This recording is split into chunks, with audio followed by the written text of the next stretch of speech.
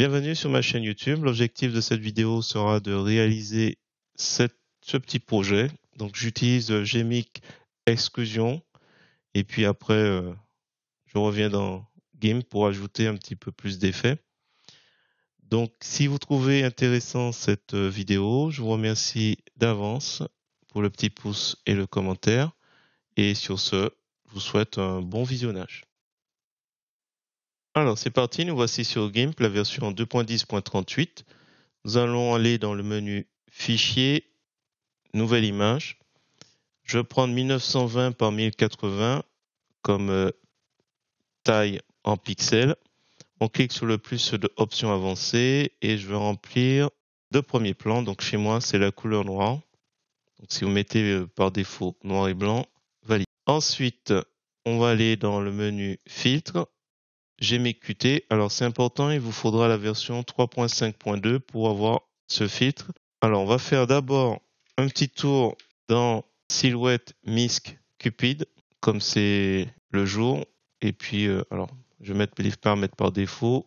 Hop, je le mets à 80, donc c'est assez bien centré. Vous pouvez mettre une autre couleur, mais ça n'a pas spécialement d'importance. Calque en entrée actif sur place et je fais OK. Voilà, on se retrouve donc toujours avec notre calque arrière-plan noir et un calque appelé Earth.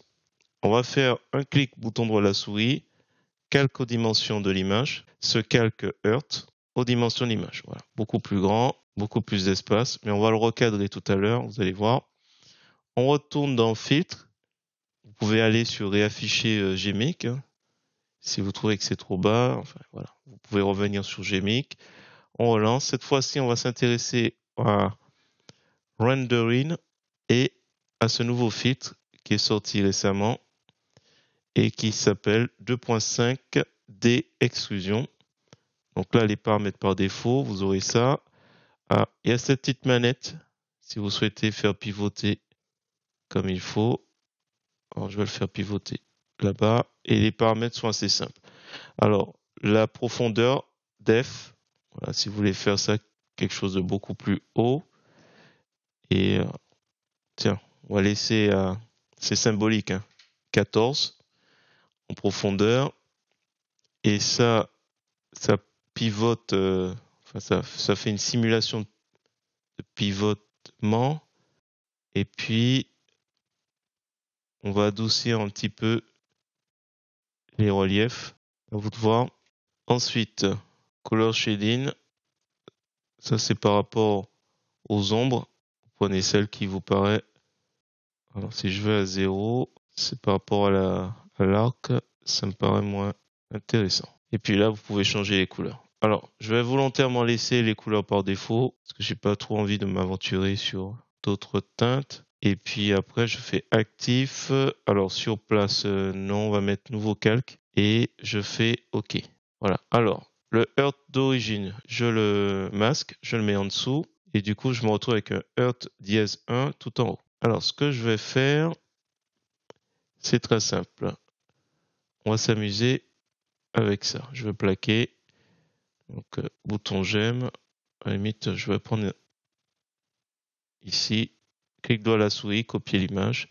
Je crois que la dimension suffira. Et là, on va faire édition, coller comme, nouveau calque. Il va se mettre par-dessus. Je vais l'étirer un petit peu. J'ai eu la flemme d'aller plus loin, mais bon, il n'y a pas grand-chose à agrandir. Hop. Et du coup, on va prendre comme mode multiplier.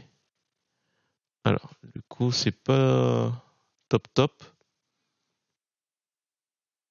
Je pense qu'on peut s'en accommoder pour l'instant. Alors, peut-être que je vais m'amuser ici à coloriser.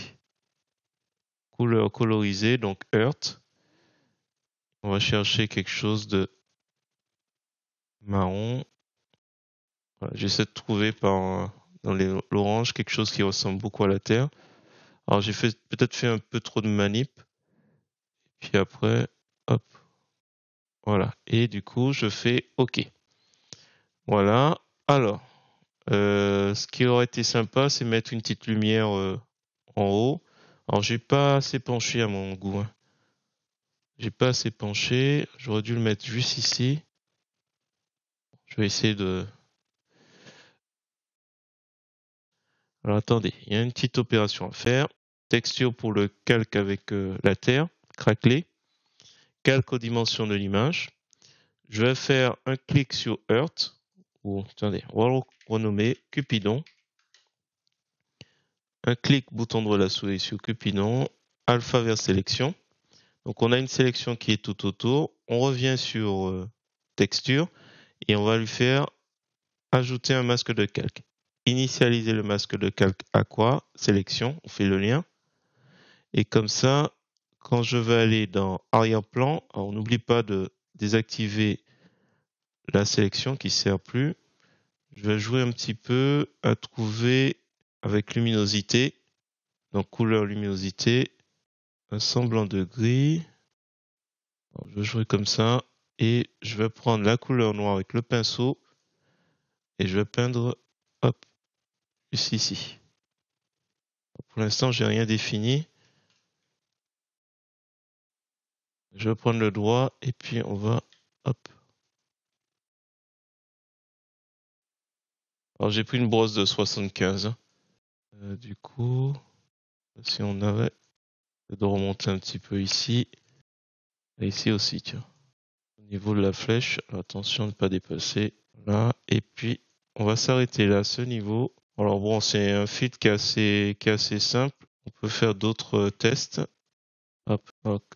J'appuie sur Shift ou Mâche et j'ai quelque chose d'assez droit. Tiens, on pourrait ajouter un petit peu juste ici au-dessus de texture. On va appeler ça sombre. Alors non, sombre, normal, transparence, validé. Attendez, je vais prendre une brosse d'une IoT de 25, juste histoire de... Ah, peut-être pas. Ah non, autant pour moi. On est sur sombre, il faut aller sur arrière-plan si on veut ajouter quelque chose dans certaines zones. Voilà, et sur sombre. Voilà, mais écoutez, pas grand-chose à dire. On va aller voir un autre filtre après, compléter. Hop, voilà. CTRL S, je mets Cupidon.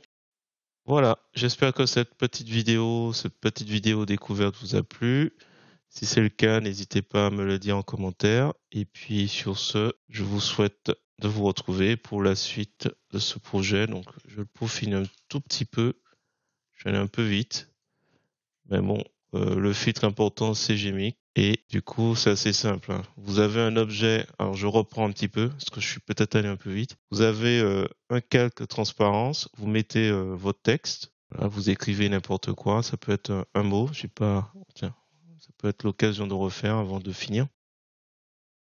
Je fais filtre, nouvelle image, toujours pareil, 1920 par 1080. Je clique sur option de l'outil, je remplis de transparence et je valide. Ensuite, je vais chercher du texte. Alors, on va mettre impact. Ah, I majuscule. Voilà, impact condensed. J'aime bien celui-là.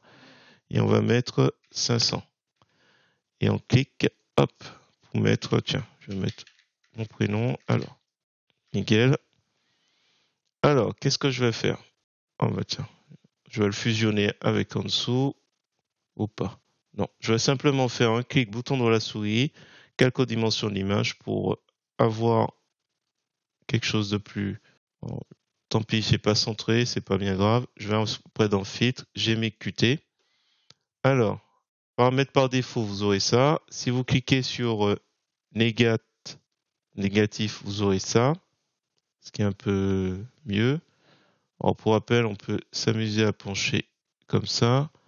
Et avec Swear, la voir un peu plus penchée, donnant l'impression de la 3D. Alors, c'est simplement une impression. Alors, profondeur. Est-ce que ça peut être plus intéressant d'aller sur une... Non, pas nécessairement. Voilà, on va faire quelque chose de discret, si à nécessité. Et le reste, je laisse. Alors, je laisse par défaut les paramètres de couleur. On valide. Donc là, du coup, lui, il me sert plus à rien. Le texte, je le mets juste en dessous. Et je vais m'intéresser à lui. Alors, Arrière-plan, tiens, on va mettre quelque chose quand même. Clic bouton droit souris, calque aux dimensions de l'image. Alors, est-ce qu'on va pas recadrer quand même? Je recadre. Hop. Alors, pour le recadrage. Ok, arrière-plan. On va peut-être mettre une couleur qui se rapproche un peu de ce qu'on a. Peut-être ici. Hop, je prélève. Je fais un glisser-déposer en étant sur le calque arrière-plan. Alors, on va accélérer un petit peu la vidéo parce que là, pour le coup, c'est juste des essais et c'est sur la même idée que le précédent projet. Même chose, hein, donc je mets un élément en arrière-plan et puis après, le reste, c'est que je l'adapte au niveau de la couleur.